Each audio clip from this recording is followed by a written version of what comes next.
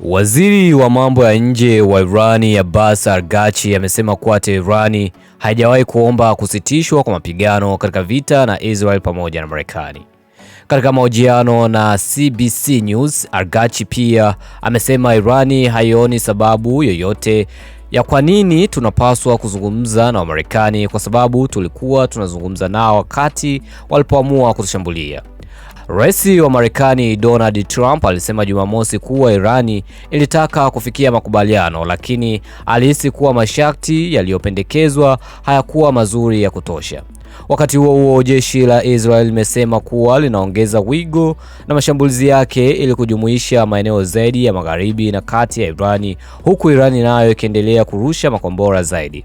Kwa mwenendo huu tutabaki na Irani iliyoharibika kabisa, alisikika mkazi mmoja katika mji mkuu wa Iran, Tehran.